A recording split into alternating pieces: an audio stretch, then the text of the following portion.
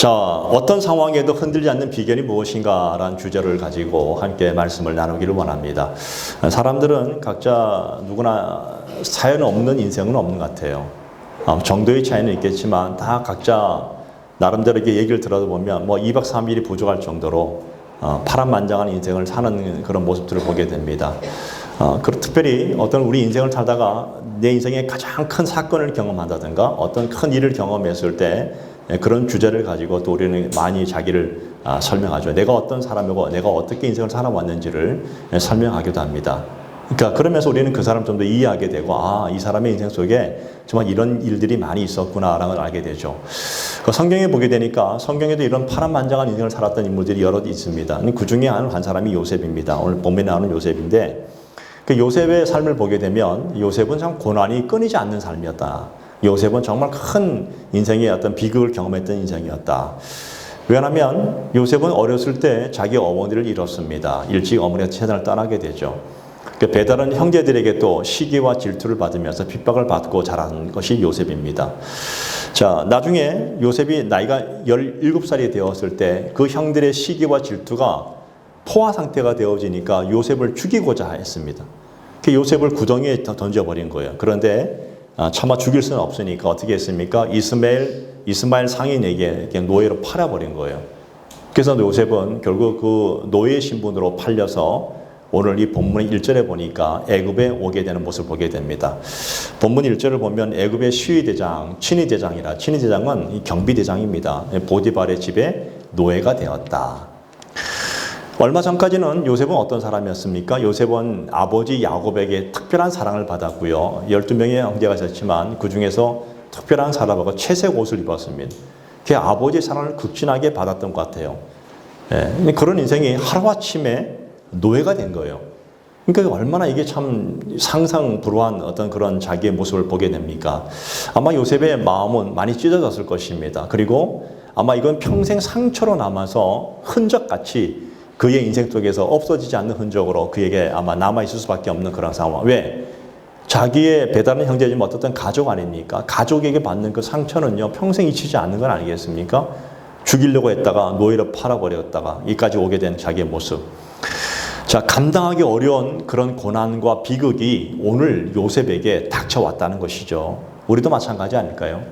이 땅을 살다 보면 우리도 내가 예기치 않는, 내가 원하지도 않았는데도 불구하고 요셉같이 내 인생이 전락할 수 있지 않습니까? 확 위에 있다가 떨어지는 모습, 때로는 내가 어떤 비극의 한 현장에 서 있는 모습, 갑자기 어떤 고난이 내게 불이 닥쳐서 나로 하여금 정신 차리지 못하게 하고 어떤 그 고난 가운데 내 자신에 서 있는 모습, 우리는 그런 모습을 많이 발견하고 있지 않습니까? 아마 여러분의 인생 속에 살아오면서 그런 비극들과 그런 고난들, 그런 문제들을 아마 여러분은 한두 번 다 경험하면서 지금까지 살아왔을 것입니다. 저도 마찬가지고 여러분도 마찬가지일 것 같아요.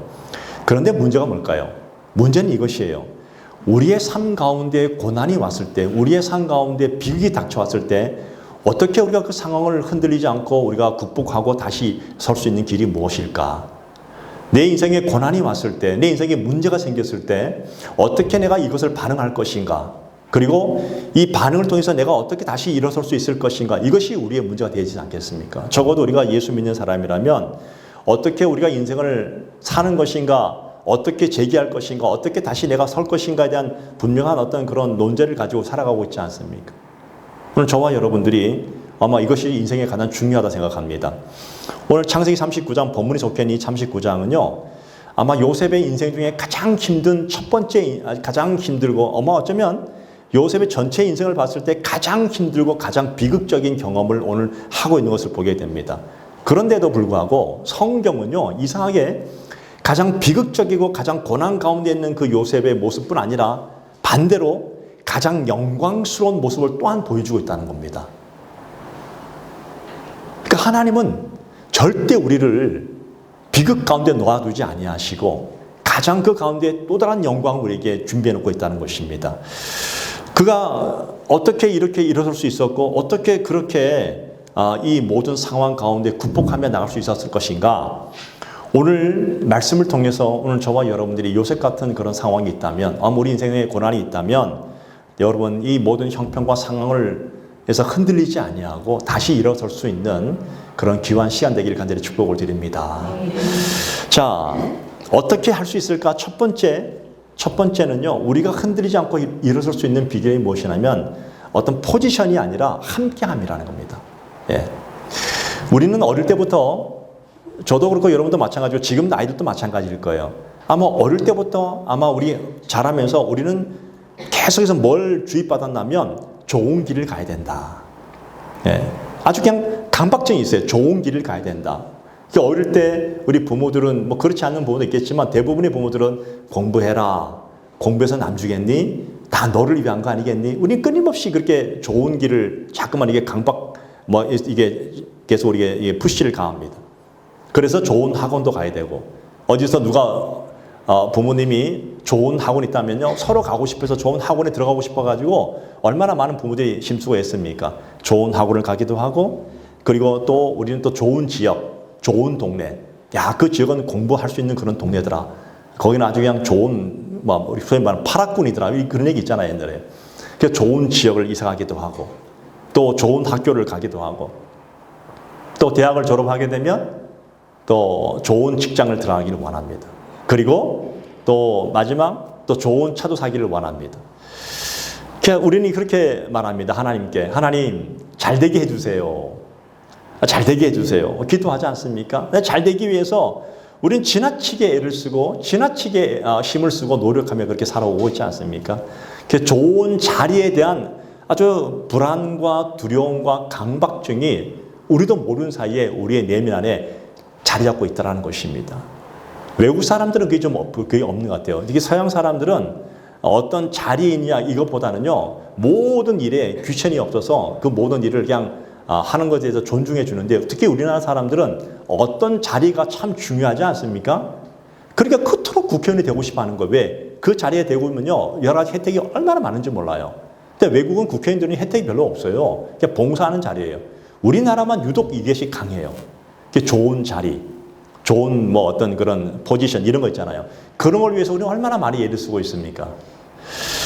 자, 좋은 자리에 대한 그런 추구를 하다 보니까 내가 남들보다 하지 못하면 나는 뒤처지는 이런 인생들이 되다 보니까 두려움이 있고 또 강박증이 있고 때로는 불안함이 있습니다.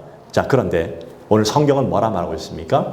성경은 좋은 자리를 추구하는 그것을 얘기하고 있는 것이 아니라 오늘 하나님이 너와 함께하고 있다는 것을 중요하게 여긴다는 것입니다. 예. 오늘 노예가 된 이 요셉을 뭐라 합니까? 성경은 요셉을 형통한 사람이라고 그렇게 딱 정리해 놓고 있다는 것입니다. 여러분의 인생 속에 형통하기를 축복을 드립니다.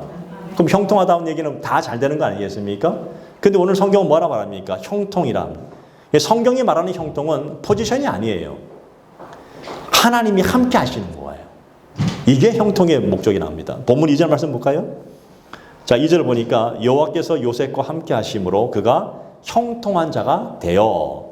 그러니까 하나님이 그와 함께 함으로 인해서 그가 형통한 자가 되었다. 포지션을 세우는 것이 중요한 것이 아니라 우리는 살아가면서 너무나 많은 이 자리에 대한 욕구를 갖다 보니까 여기에 몸 힘쓰다 보니까 에너지를 얼마나 많이 낭비하는지 몰라요. 근데 여러분 한번 생각해 보세요. 내가 원했던 그 자리를 내가 올라갔지만 그 자리에서 만족합니까? 아니요. 또 다른 자리를 바라보면서 우리 또 계속 살아가면서 끊임없는 스트레스 받고 끊임없는 강박증에 살아갑니다. 삶의 모습, 삶의 질의 모습은 옛날보다 적어도 20년 전보다는 훨씬 더 좋은 시대를 살아가고 있음에도 불구하고 정신적으로는요. 그때보다 훨씬 더 아프고 힘들게 살아가고 있다는 겁니다. 어떤 통계를 보니까 20년 전보다 지금요. 이 우울증 환자가 20배 이상 증가했다는 얘기입니다. 그 정도로 정신적으로 힘들어해요. 육체적으로는 굉장히 편안한 인생을 살아가는 인생이지만 정신적으로는 굉장히 힘들고 어렵다는 것입니다. 오늘 함께함, 하나님이 우리와 함께 하신 것에 초점을 두게 되면 성경은 분명히 얘기하고 있습니다. 너의 불안과 너의 걱정과 너의 낙심들이 사라질 것이다. 이렇게 말합니다. 여러분 길지 않은 인생이에요. 어떤 포지션에 대해서 너무나 강박증을 갖고 사는 인생이 아니라 여기에 너무 많은 에너지를 쓰는 것이 아니라 우리 인생은 너무나 제한된 시간입니다. 오늘 저와 여러분의 인생 보십시오. 각자 여러분의 인생은 제한된 시간들이 있습니다. 이 제한된 시간 속에서 어떻게 사는 것이 진짜 제대로 사는 것인가를 한번 묵상해 보시기 바랍니다. 고민해 보시기를 바랍니다. 끊임없이 내가 그걸 위해서 추구하고 달려갔지만 나중에는 어떻게 합니까? 허무하다 하잖아요. 그런 인생이 아니라 오늘 저와 여러분을 하나님이 불러주신 것, 이 부르신 그 자리가 오늘 여러분을 부르신 하나님의 사명의 자리인 줄 믿습니다. 여러분이 있는 그 가정이, 여러분이 있는 그 직장이, 그 사업장이 거룩한 자리라는 것입니다. 그래서 우리는 그 자리에서 주님의 임재를 구하는 거예요. 주님이 나와 함께 하심을 바라보는 거예요. 내가 어느 곳에 있든 간에, 내가 무엇을 하든 간에 오늘 주님께서 나와 함께 하신다는 이 함께함, 이것이 오늘 나로 하여금 형통한 인생을 살게 하는 비결이라는 것입니다.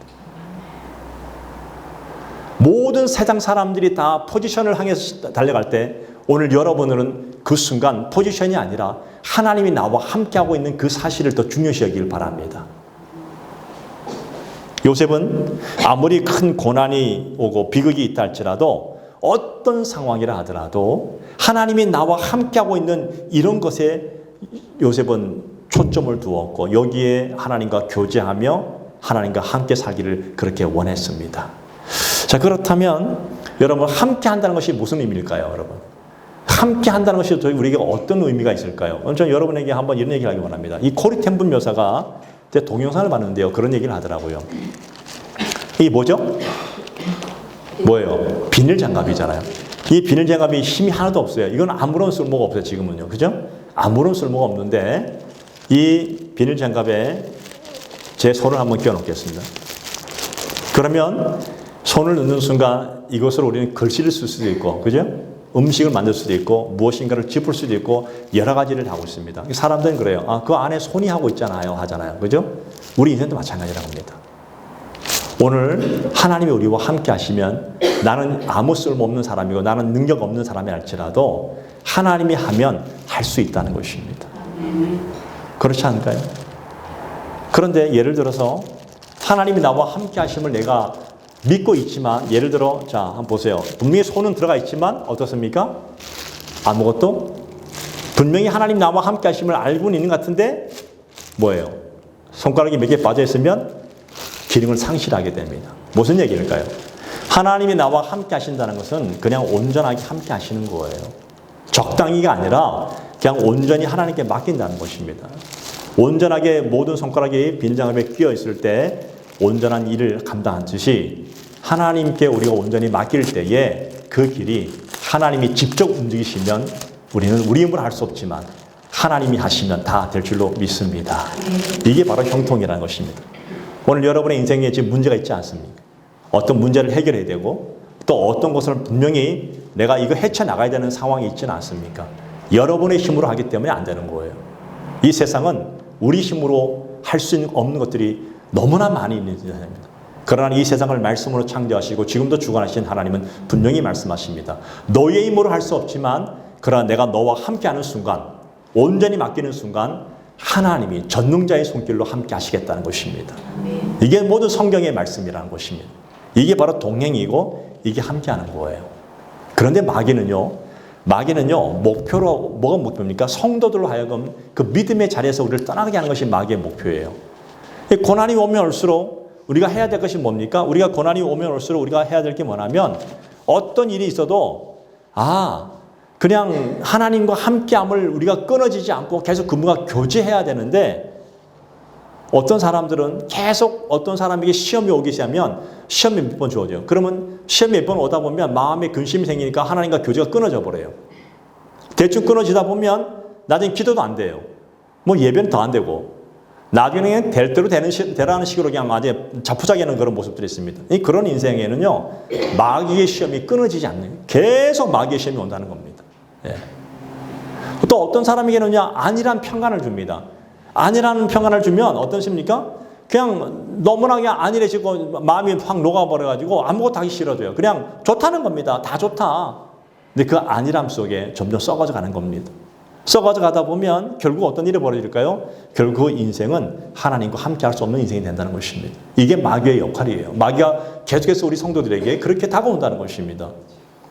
오늘 우리가 끊어지지 않는 그런 삶으로 우리가 승리할 수 있는 비결이 무엇일까요? 우리가 하나님께 온전히 맡기는 것입니다. 맡기는 거예요.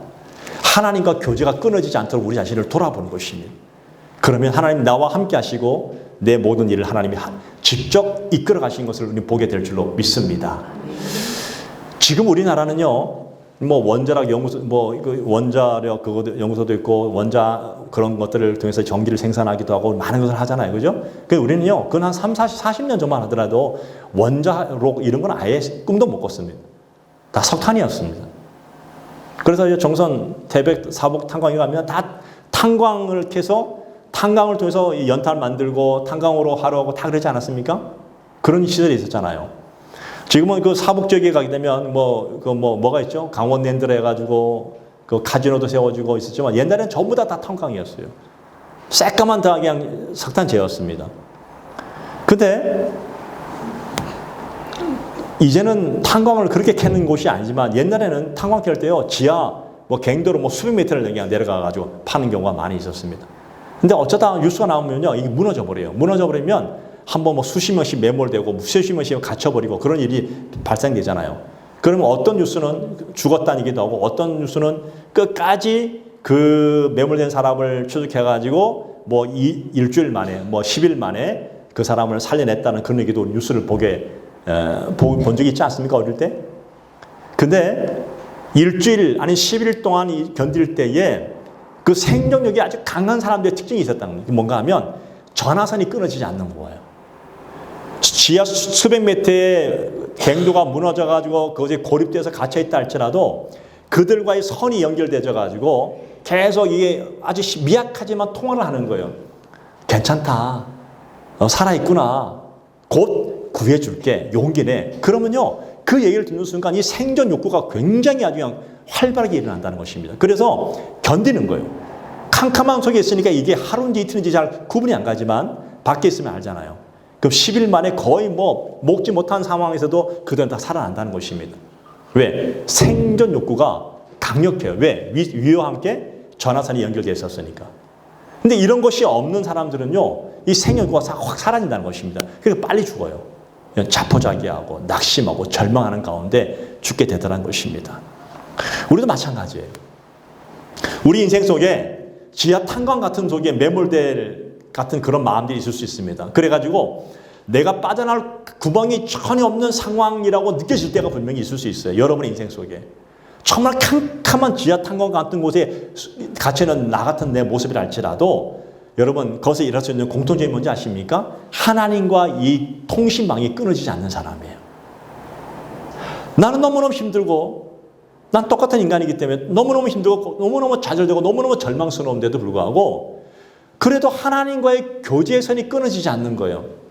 여러분 그 교제선이 뭘까요? 그 예배일 수도 있습니다. 하나님의 말씀일 수 있습니다. 기도일 수 있습니다. 내가 뭔가 힘들고 어려울 때도 하나님을 바라보고 하나님을 찬양할 수도 있습니다. 이 모든 것은 하나님과의 통신선이에요. 이런 있는 사람들은요, 절대로 무너지지 않습니다. 하나님은 그들과 함께 하시겠다는 것입니다. 내 힘이 아니라 하나님이 너와 함께 하기 때문에 너는 일어설 수 있다고 그렇게 말씀하시는 것이 성경의 약속입니다. 여러분의 인생 속에 힘들고 어려운 인생이라 할지라도 여러분 절대로 하나님과 이 선을 끊어놓지 않기를 바랍니다. 연결되어 있기를 축복을 드립니다. 오늘 요셉이 망하지 않았던 이건 뭔지 아십니까? 그 형들에게 팔려 노예로 전락했지만 늘 하나님과의 교제의 선이 끊어지지 않았습니다. 예. 하나님과 함께하고자 원했습니다. 하나님과 소통하고 하나님과 교제하는 것이 끊어지지 않았습니다. 오늘 우리가 이 땅에서 흔들리지 않고 승리할 수 있는 비결이 무엇인가 하면 고난이 오면 올수록 상황이 힘들면 힘들수록 하나님과의 나의 선을 끊지 않고 더 강력하게 만들어 가시기를 축복을 드립니다. 하나님이 기적의 역사를 일으킬 줄로 믿습니다. 이게 하나님의 마음이에요. 두 번째로 오늘 우리가 흔들리지 않고 일어설 수 있는 비결이 무엇일까요? 그거는 그 자리, 내가 있는 그 자리에서 정말 최선을 다해서 성실히 감당하라는 것입니다. 주어진 일을. 자, 오늘 본문 4절 5절입니다. 자, 4절 5절 같이 읽어볼까요? 한번요. 시작. 요셉이 그의 주인에게 은혜를 입어 섬김에 그가 요셉을 가장 총무로 삼고 자기의 소유를 다 그의 손에 위탁하니 그가 요셉에게 자기의 집과 그의 모든 소유물을 주관하게 한 때부터 여호와께서 요셉을 위하여 그 애굽 사람의 집에 복을 내리심으로 여호와의 복이 그의 집과 밭에 있는 모든 소유에 미친지라. 요셉은 노예가 됐음에도 불구하고 그는 포기하지 않고 자기에게 주어진 노예로서의 맡겨진 일에 그는 최선을 다하고 성실히 감당했습니다. 그 모습을 누가 봤냐면 보디발이 봤다는 겁니다. 노예지만 노예 같지 않은 사람이에요. 왜 노예인데도 불구하고 자기에 맡겨진 일에 최선을 다하며 성실하게 한 번, 두 번이 아니라 계속해서 그 일을 감당하고 있는 거예요. 오늘 여러분 고난과 비극이 우리에게 주는 해악이 뭔지 아십니까? 우리로 하여금 모든 것을 마비시켜버려요. 고난이 오고 비극이 생기면요 다 포기해버려요. 그래서 모든 사람들이 멍하게 지냅니다. 될 대로 되라. 내 인생은 이걸로 끝이야. 이것이 모든 사람의 특징인데 일을 못하게 하고 현실을 바라보지 못하게 하고 자꾸만 암울한 생각만 하게 하고 자꾸만 비극적인 생각만 하게 합니다. 그래서 모든 재기, 다시 일어설 수 있는 기회를 다 놓쳐버리게 만드는 겁니다. 그런데 여러분, 고난이 왔을 때, 고난이 오면 올수록 우리가 해야 될 일은 뭔가 하면 내가 지금 있는 그 자리에서 내가 해야 될 그 일이, 그게 큰 일이든 작은 일이든 그 일에 최선을 다해서 성실히 감당하는 것입니다. 어떤 분은요, 실제로 저는 그런 것을 많이 봤어요. 고난이 오잖아요. 어떤 분은 고난이 오게 되면 고난 상황 가운데 주부니까, 가정의 일을 하는 주부니까 집안 청소를 너무 열심히 하는 거예요. 그 어떤 집에 가면 집안이 완전히 시장통인지 이게 쓰레기장인지 이게 구분이 안 되는 집들이, 이런 집은 인생을 포기한 집들이에요. 혹시 여러분의 가정이 그런 시장통은 아니죠? 고난이 오면 올수록 집안을 더 깨끗하게 청소하는 거예요. 예. 집안 청소를 하고 나니까, 제가 어떤 성도는 그래요. 집안 청소를 하고 나니까 그걸로 끝나는 것이 아니라, 우리 집만 깨끗할 것이 아니라 교회도 깨끗해야겠다. 하나님의 집, 성전으로 교회로 가가지고 교회 청소를 하기 시작합니다. 남들이 하던 청소를 다 하기 시작합니다. 그러면서 일어서는 사람을 봤어요. 이상하게 하나님이 그에게 힘을 주시는 거예요. 일어서는 거예요. 그런데 고난이 오면 어떤 사람은 다 마비돼서 아무것도 못하고 있는 사람은요, 그걸로 끝날 수 있습니다. 그런데 하나님은 그렇게 말하지 않았습니다. 아무것도 못하고 손을 놓는 사람이라면 지금 가장 할 수 있는 간단한 일이라도 내가 할 수 있는 그 일에 내가 최선을 다해서 그 일을 한번 감당해 보라는 것입니다. 그것이 우리가 일어설 수 있는 비결이에요. 그런데 요셉이 이게 강했어요. 요셉은요, 그의 인생을 노예 같은 인생이었지만 노예를 풀어주는 인생이 뭐냐면 노예의 일이지만 그 일에 최선을 다했고 성실히 감당했습니다. 여러분, 오늘 역사상 많은 우리 소위 말하는 위대한 인물을 보게 되면 그 사람이 어떤 포지션에 있냐 그게 중요하지 않았습니다. 어떤 것을 맡겨도 그 사람은 성실히 최선을 다해서 감당했을 때 그 사람을 들을 수 있는 일들이 많이 있습니다. 이건 성경의 얘기 아니라 세상에도 마찬가지더라고요. 철강왕 카네기도 마찬가지였습니다. 평범한 사원에서 그는 회장이 됐습니다. 자기 맡겨진 일에 최선을 다한 거예요. 오늘 여러분에게 맡겨진 일이 무엇입니까? 여러분의 주부로서, 여러분의 교회 성도로서 무엇을 해야 됩니까? 여러분이 맡겨진 그 일에 한번 감당해 보십시오. 그걸 누가 보시는지 아십니까? 하나님이 보신다는 겁니다. 예. 성실하네? 얘는 뭘 맡겨도 할 수 있는 얘네? 요셉이 그런 사람이었습니다. 여러분, 행동하는 사람은 죽지 않습니다. 내게 맡겨진 모든 주어진 일을, 이 일에 도대체 이 일이 나에게 무슨 의미가 있지? 이렇게 말하는 사람이 아니라 이 일은 내가 해야 될 일이라고 생각하는 사람은 정말 아무 얘기 안 하고 그냥 그 일에 묵묵히 성실히 최선을 다합니다. 사람은 몰라볼 수 있지만 하나님은 보십니다. 그리고 하나님은 그 사람을 들어 쓰시는 것입니다. 내가 적은 일에 충성하였음에 내가 더 많은 것을 내게 맡기리라. 이게 하나님의 말씀이라는 것입니다. 마귀는 근데 그렇게 말하지 않아요. 마귀는 우리에게 고난이 오게 되면 다 올 수습시켜버리고 죽게 만들어버립니다. 오늘 저와 여러분들이 마귀에게 속는 그런 자들 되지 않기를 바랍니다. 혹시 절망 가운데 놓여 있다면 지금 주어진 그 자리에서 지금 당장 내가 해야 될 일에 한번 감당해 보시기 바랍니다. 아내로서, 남편으로서, 자녀로서, 사회인으로서, 교회 성도로서 여러분이 그 일을 한번 감당해 보시기 바랍니다. 여러분 어쩌면 여러분들이 해야 될 일이라면 그게 교회 나와서 기도하는 일이 될 수도 있을 것입니다. 여러분이 봉사하는 일이 될 수 있을 것입니다. 전도하는 일이 될 수 있을 것입니다. 아니면 여러분의 삶의 현장 속에서 여러분들이 해야 될 그 일에 최선을 다해 보시기 바랍니다. 그 모든 일이 거룩한 일이에요. 믿으십니까? 그 모든 일이 하나님 주신 거룩한 일들이에요. 그게 나의 일이 아니라 하나님의 일이 되는 거예요. 환경이 중요하다고요? 아니요. 환경이 중요한 것이 아니라 그 모든 환경 속에서 내가 어떻게 어떤 마음을 가지고 살아가느냐가 더 중요합니다. 네. 고난과 비극 가운데 우리는 불안해하는 사람들. 지금 우리 정치를 봐도 오늘날 우리 정치처럼 이렇게 지금 혼란한 때가 없었던 것 같아요. 저는 지금 어릴 때부터 쭉 봐왔잖아요. 새마을운동부터 지금까지 봐왔지만 지금처럼 이 정치가 이렇게 혼란스러운 정치에 있는 때가 그렇게 심하지 않았던 것 같아요. 근데 지금 너무너무 했는데 여러분 이런 가운데 모든 사람이 함께 나가서 나도 그냥 나라 망했네. 외국으로 도망가야겠네. 이런 게 아니라 바로 이 순간에도 우리는 그리스도인으로서 해야 될 일이 무엇입니까? 내 일을 묵묵히 나가는 거예요. 과거의 일 때문에 현재를 죽이지 마시기 바랍니다. 과거에 내가 어떤 문제 때문에 나는 이 끝난 인생이라 생각하는 사람들은 지금 현재 아무것도 못하는 것이 아니라 과거는 과거로 넘겨버리고 지금 내가 해야 될 일에 이 일을 해나가는 거예요. 내가 지금 하는 그 일이 내 미래를 결정할 것입니다. 구약의 한나를 볼까요? 한나란 여인은 아기를 낳지 못했습니다. 한나란 여인은 하나님께 인정받지 못했다는 그것 때문에 너무나 자괴감과 너무나 절망과 너무나 슬펐습니다. 그래서 하나님이 성전에 와서 울부짖으면서 하나님께 기도했습니다. 하나님 아기 주십시오. 하나님 어떤 때는 너무 울부짖다가 안 되니까 그냥 소리도 못 내고 신음하면서 하나님께 통곡하며 있을 때 엘리 제사장이 와서 이렇게 말합니다. 오늘 하나님이 너의 기도를 들어주셨다. 지금 당장 아무것도 없어요. 그냥 주셨다. 그 얘기를 듣고 나서 한나가 그 얘기를 믿음으로 받아들이고 즉시 그 모든 얼굴의 절망과 수색이 가득했던 얼굴들이 싹 사라지면서 기쁨으로 나갔다는 것입니다. 믿었다는 거예요. 하나님이 하실 것을 믿었다는 거예요. 믿음으로 고백하고 나갔을 때 성경 뭐라 말합니까? 한나가 그 다음에 사무엘을 낳지 않습니까? 위대한 선지자 낳지 않습니까? 근데 그걸로 끝난 것이 아니라 한나는요 얼굴의 수색이 사라진 것뿐 아니라 즉시 하나님을 찬양했다는 것입니다.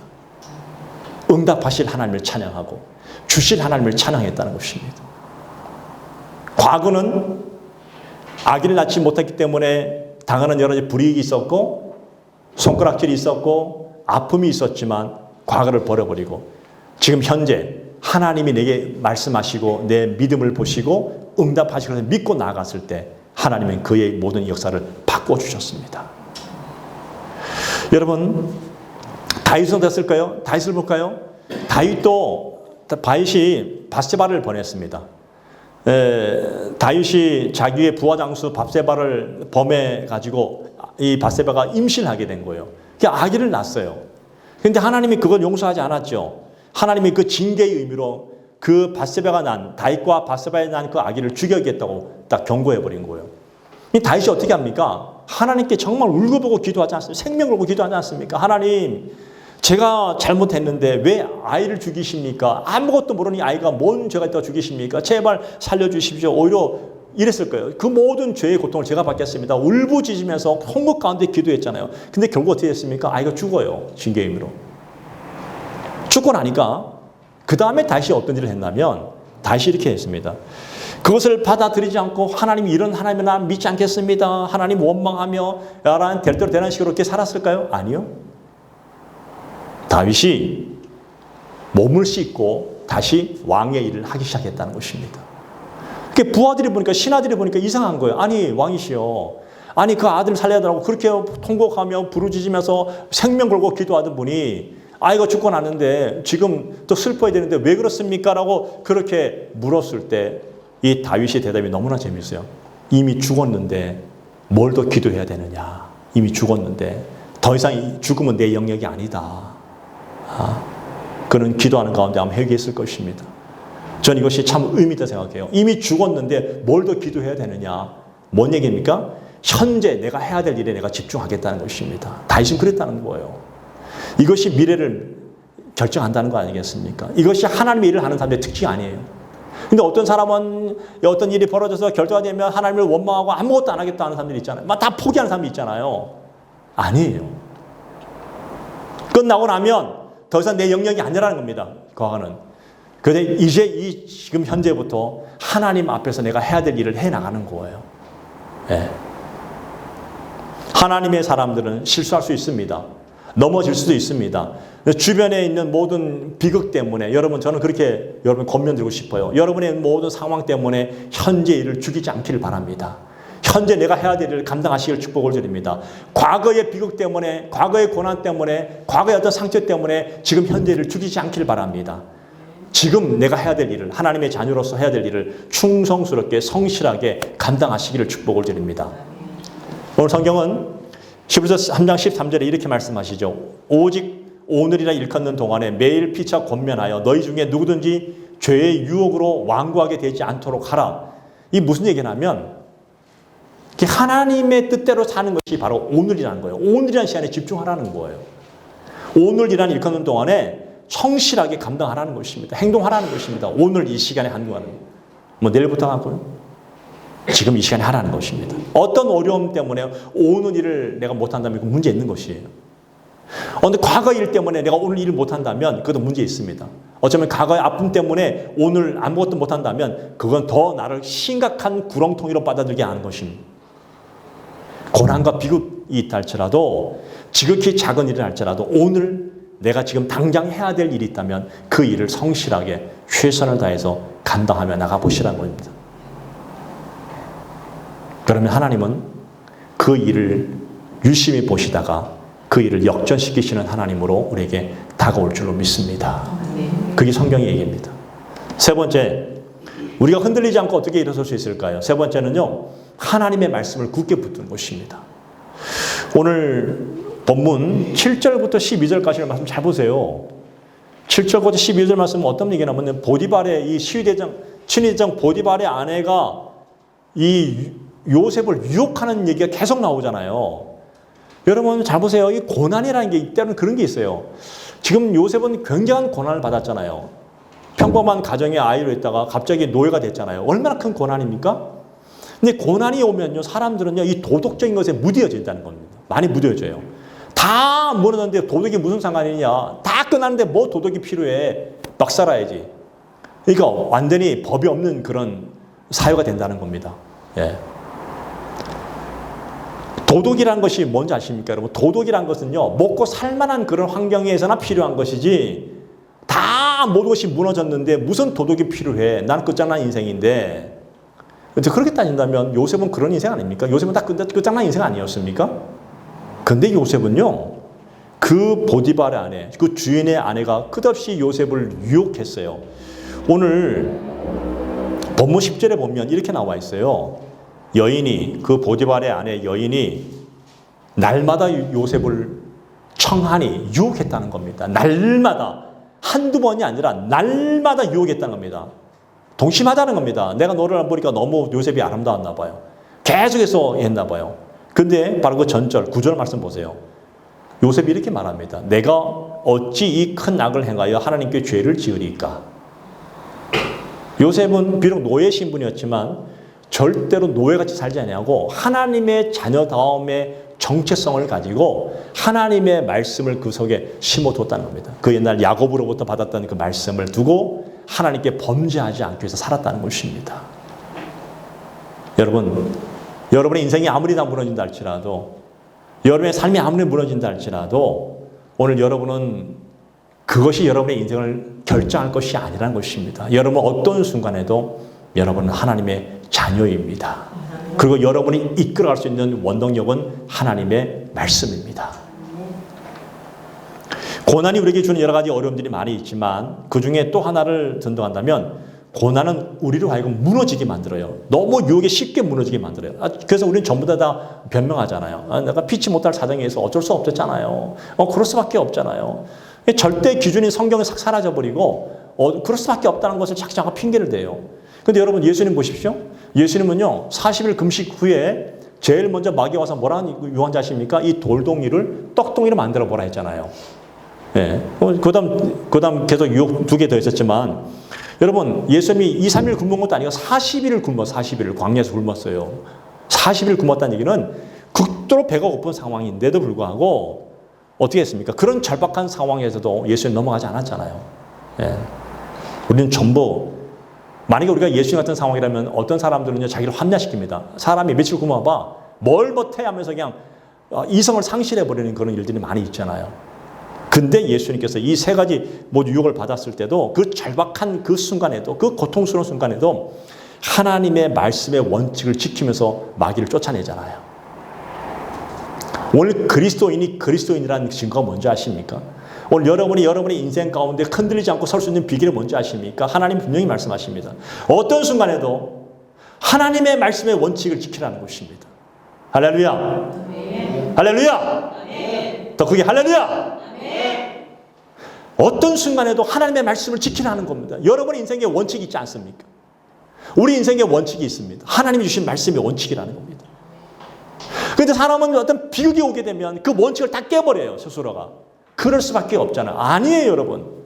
하나님은 그런 것이 아니라 그 순간에도 말씀의 원칙을 지키기를 원하십니다. 서기를 원하십니다. 오늘 저와 여러분들이 여러분의 상황 속에서 말씀을 지키시고 말씀을 기준으로 살아가시길 바랍니다. 하나님 여러분을 흔들리지 않고 서게 하시고 여러분을 멋진 하나님의 사람으로 써가게 될 줄로 믿습니다. 말씀 맺겠습니다. 여러분 아무리 어려운 상황이 할지라도 하나님의 자녀됨을 잊지 않기를 바랍니다. 아무리 힘든 상황에도 그 비극도 하나님 주신 테스트라 믿으시고 이것이 나의 인생을 성장시킬 수 있는 기회라고 믿으시길 바랍니다. 그리고 근본적으로 가장 중요한 것은 하나님의 말씀의 기준이 없으면요, 다 자기 소견대로 사는 것처럼 우리는 오직 하나님의 말씀을 기준으로 그 말씀에 굴복하고 순종하고 사는 것이 우리 인생의 모습이 되어야 됩니다. 그러면 여러분의 인생이 지금 아무리 모든 것이 다 없어졌다 할지라도, 모든 것이 다 무너졌다 할지라도 하나님은 반드시 이렇게 세우십니다. 그 하나님을 믿지 못하기 때문에 여러분이 못하는 거예요. 믿으면 하나님은 세우십니다. 아멘. 보십시오, 여러분. 무에서 유를 창조하신 하나님이 뭘 못하겠습니까? 이 모든 우주를 말씀으로 창조하신 하나님이 이 자그마한 위성 안에 있는 지구 안에 있는 뭘 못하겠습니까? 전능하신 하나님 믿으시기 바랍니다. 아멘. 스스로 포기하지 마시기 바랍니다. 말씀 가운데 일어서서 하나님의 자녀다움을 세우시고 그리고 하나님의 살아계심을 드러낼 수 있는 복된 자녀가 되기를 간절히 축복을 드립니다. 아멘. 기도하겠습니다. 한번 기도하기 원합니다.